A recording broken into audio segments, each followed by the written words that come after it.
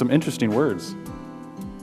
It would appear as if over and over and over again in Scripture, we're being told something about ourselves. And the message doesn't seem to be one of judgment. It doesn't seem to be one that points out the flaws. If you noticed in those verses, it was a present tense reality. The verse didn't say, you will be holy and dearly loved one day.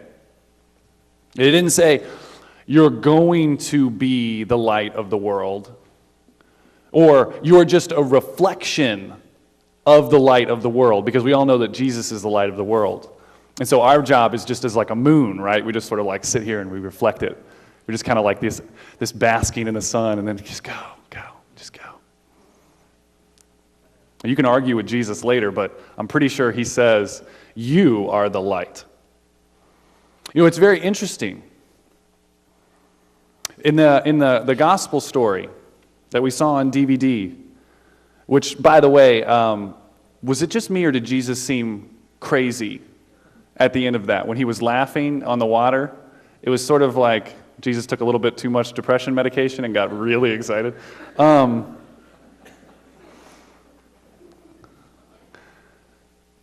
Where was I about? Jesus on the water. Jesus walks on the water. Yeah. So the story in our gospel lesson is that Jesus walks on the water, right? And Peter, I mean, not if that was crazy enough, right? Jesus is walking on water. Okay, but Peter, who, by the way, is the one who writes the verse that we looked at the beginning, that we are a chosen people, a royal priesthood, the one who has a very high opinion of what we're capable of, Peter asks to walk on the water with Jesus, which to me is very unbelievable, right? It's like, Jesus could do this. I get that. I can accept that because he's the Son of God. So it's like, okay, I understand that Jesus can walk on water, but Peter? Well, Peter's just like me. I mean, he was probably even younger than me. He was a disciple, and so he was probably somewhere between the age of, I don't know, about 15 to 25. There's an old saying about the students of rabbis, the disciples of rabbis, that they would have the dust of their rabbi on their cloak. And this was a sign that they were a good student, that they were a good disciple, because they would follow so closely behind the rabbi. Wherever the rabbi went, they would go, and the dust would literally be kicked up on them. And by the end of the day, after walking from village to village, they would actually have dust caked on the front of their clothes. And so the mark of a true disciple was someone who actually believed that they could walk in the footsteps of the rabbi. And so for Peter, it's a logical step.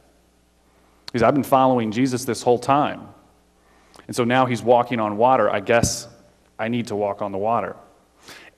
And the amazing thing is that he does.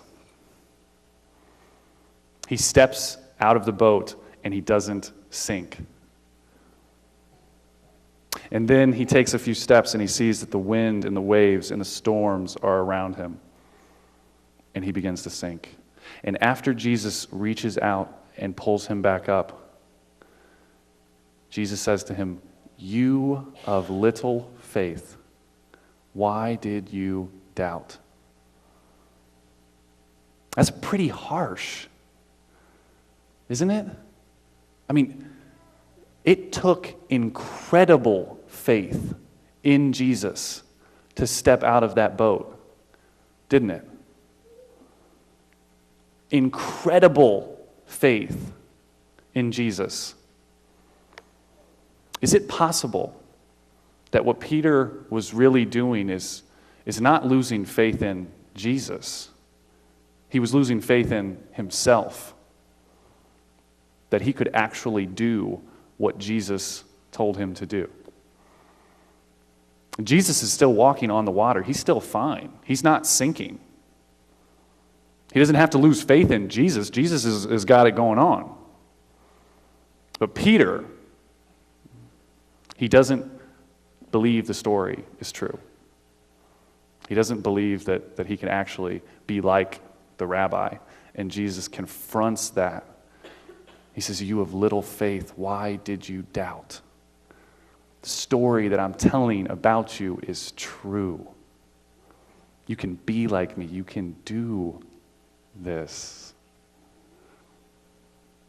You know, a couple of weeks ago, I flew to Orlando for a big church conference, and I got to spend about 8 hours in the Orlando airport on a layover, or a flight delay. Which, by the way, if you ever get the opportunity to hang out in the Orlando airport for 8 or 9 hours, just go ahead and pass on that. It's not good. But I was trying to get the flight together, and I realized that even though, you know, I'm a semi-adult, there are a lot of adult things that I'm just bad at doing, like booking flights. And I have no concept of how to book a flight. And I'm the guy who would show up at the airport and just be like, hi, I need to go to Orlando, I think, and I have a passport and a credit card. So I asked June, our wonderful office assistant, I said, could you maybe help me do this? And she's like, I'll do you one better. I'll just book the flight for you. And I was like, oh my gosh, that is so helpful. And then I went back in my office and I continued to watch Netflix. And she came in a couple hours later and she gave me the flight info. And she said, you know, here's your flight info. You're leaving at such and such time. And you're a passenger on flight whatever. Now, in that moment, I had a choice to make, right? I had to either trust that the story she was telling me was true, that I was actually a passenger on that flight, that it had been taken care of, or I could have done it myself. I could have done it again. I could have booked twice. Just because I didn't believe that she had actually booked the flight doesn't make it less true. That story is true. June did what she said. She booked me on that flight. And I walked up to the gate with confidence. But it doesn't mean that I had to believe that story. I could have retold the story. And I could have said, no, I don't trust that that's true. And I could have tried to do it myself. The story that we believe about ourselves shapes and forms the way that we interact with the world and the things that we believe to be true.